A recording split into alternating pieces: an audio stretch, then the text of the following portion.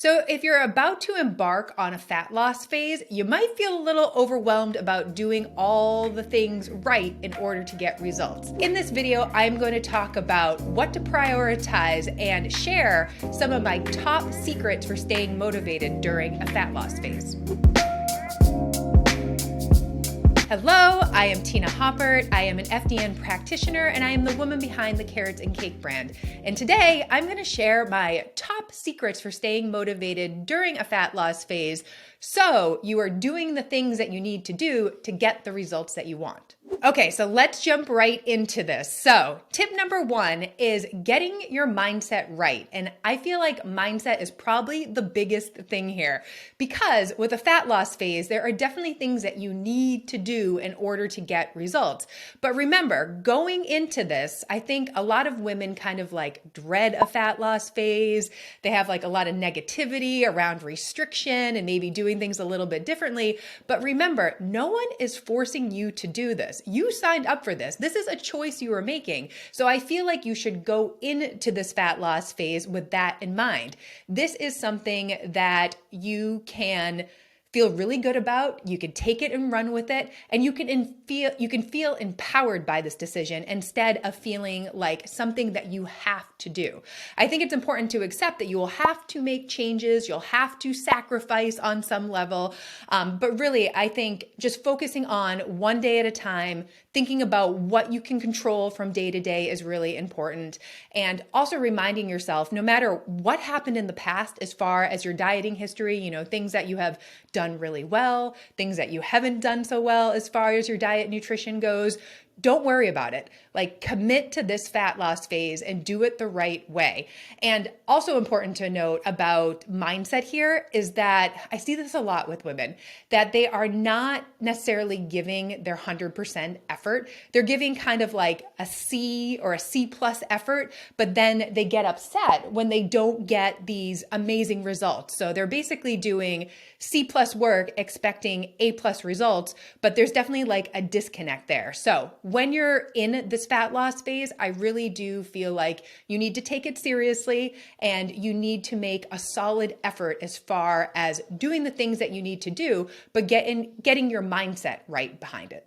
Tip number two is that you need to time your fat loss phase correctly. And what I mean by this is there's never a right time to do a fat loss phase just because life gets in the way. We're all busy. We have competing priorities. But I do think picking a time in your life where you can be successful, where you're working with your life and your lifestyle instead of against it can really set you up for success. So what I mean by this is if you're going into this fat loss phase and you're going into the holiday season or the summer or your kitchen's being remodeled and you're not able to meal prep or cook at home, or you just had a baby and the baby is not sleeping through the night. So it's going to make things harder as far as your energy and your motivation and your blood sugar levels because you're not sleeping. So really what I'm saying here is picking a time that is going to work for you. And of course, there are busy times in life. We have different responsibilities that things that we have to do, but pick a time where it's not the busiest time at work or you're traveling a ton and going on vacation. Pick a time where, you're kind of in a routine. Life is not too crazy because you need to focus on the things that are going to get you results. And if you have 1 million things happening in your life, it's hard to focus on this fat loss phase. So keep that in mind and really look at your calendar for the year. When would be a good time to plan in a cut? I mean, personally, I'm a big fan of the spring as far as a good cut time because obviously holiday is not a great time. I don't want to do it during the summer because the summer is all about beer and barbecue and vacations and travel. So for me, this kind of like early spring time is great timing because the summer is coming, which is motivation, but also it's not the craziest time in my life. It's kind of, like a normal time in my life where I can devote to focusing on a fat loss phase. Tip number three is picking a start date and a finish date for your cut. And I feel like this is a mistake that a lot of women make in the sense that they just decide to go on a diet and they just start cutting calories and the plan is just to cut calories forever? I don't know. But I see it all the time that women who, they just chronically undereat. They've been on a diet for 6 months. They've been on a diet for a year. They've been on a diet for many years, their whole life. But they're just chronically undereating. And the thing with a fat loss phase is that it really should only be maybe like once a year, once every other year. I mean, most of your life should be in some sort of maintenance mode. And this cut is really kind of like a special time that you devote to fat loss and, consuming fewer calories and whatnot. But it shouldn't be something that you're doing forever and always. So what I mean by the start and stop date, I think it really can help as far as expectations go, because there is something called diet fatigue where you just get tired from tracking your food and meal prepping and exercise and sleeping and all the things that you need to prioritize during a fat loss phase. So I think it's really important to establish when you're starting this cut and when you are stopping this cut. And it's also important too, because you don't want to be on a forever diet. And typically when we're working with one-on-one clients, our cuts are anywhere from 8 weeks to 16 weeks. And honestly, that 16-week cut, 4 months, that's a long time to be in a calorie deficit. And it's a long time to devote time, energy, mental capacity to doing the things that you need to do to lose fat. But going into this and knowing that you're devoting 8 weeks, 12 weeks, 16 weeks to this process, it can be really helpful as far as managing those expectations. And I think it's also important to know that you can't rush this process. Like, fat loss is going to happen when it happens. And of course, when you are more consistent and you are doing the things that you need to do, you're going to get better results. But I think it's also going along with expectations is like, you can't expect to do something for 2 weeks and to see a drastic fat loss. I really think you need to wait 8 weeks, 12 weeks, 16 weeks to really see those results. So I think having that start and stop date really does establish some expectations as far as what to see as far as that fat loss goes. And if you're looking for sustainable fat loss, slow and steady is the way to go. I mean, losing a quarter pound, a half a pound per week, maybe a pound per week, depending on how much weight you have to lose. But don't feel like you have to lose a pound or 2 pounds or 3 pounds every single week, because the more sustainable, or the slower that you lose this weight, the more sustainable your transformation is going to be. Tip number 4 is to take a minimal deficit to start. And this is a mistake that I see a lot of women make, is that they decide that they want to go into a fat loss phase and they just drastically cut calories, which, yes, will get you results. I mean, I like to think of this as kind of like a crash diet. And of course, crash diets work.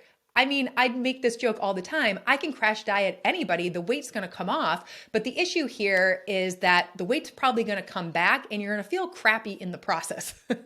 You can also mess up your hormones, you can stress out your thyroid, you can slow down your metabolism. There's a lot of reasons for not doing a crash diet.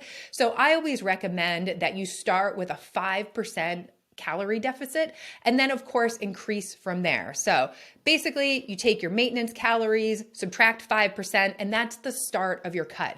And I would stay there for a week or two and just see how your body responds. You can always increase that deficit for more of a response, but don't go from, maintenance calories to a huge deficit, because it's going to be hard to maintain that. I mean, you're going to be hungry, you're eating way fewer calories, you're not going to have as much energy to work out. You might be cranky and hangry. It's not sustainable for the long term. And especially if you are going into this planning a fat loss phase for 8 weeks, 12 weeks, 16 weeks, eating super duper low calories is going to be really miserable. And of course, during this time, we want to maintain our muscle mass. So you don't want to go into these crazy cuts. You want to make sure you are eating in a deficit that still helps you maintain your muscle and your ability to be healthy. So definitely don't go into that drastic cut. I just don't feel like it's something that's going to work for the long term. And again, over here at Carrots and Cake, we are all about sustainable fat loss. So the slower you can lose the weight, the better off you're going to be. Okay, and my final tip for staying motivated during a fat loss phase is, instead of thinking about this fat loss phase as restriction, restriction, restriction, think about what you can add to enhance the experience. Because I think the key to being consistent and motivated and excited about a fat loss phase is enjoying the process and looking at it as a period of abundance and not restriction and not negativity. So thinking about how you can better nourish your body by making better food choices, how you can practice self-care by getting more sleep and practicing stress management as far as walking more, maybe some meditation or reading nutrition books to help educate you and motivate you, and thinking about how you can add more protein, more whole foods, more fiber, more meal prep to help you be more prepared. But thinking about adding instead of subtracting can just be very motivating as far as coming from a place of positivity instead of negativity and restriction. So just back to that mindset stuff. As I always say, it's never one thing when it comes to changing your body composition. And I actually have even more to say about this topic. So keep a lookout for part 2 of this video series. I'm going to share even more tips and tricks for staying motivated during your next fat loss phase. So be sure to like this video and subscribe so you don't miss the next video. So if you're somebody who is interested in learning more how to maximize these different phases of nutrition, I have a group coaching program called Fit and Fueled, and it's all about how to change your physique so you get that fit, toned look that we're all after. But a big focus of it is fueling your body and nourishing your body in a proper way so you don't have to do crazy extreme things to get the results that you want. The waitlist is open right now, so feel free to add your name to the waitlist. It's totally free, and basically what happens when you sign up is that you just stay up to date on when the next group is launching, and you'll also get some exclusive bonuses and discounts and goodies. So be sure to sign up for the waitlist, and I'll keep you in the loop about when the next group starts.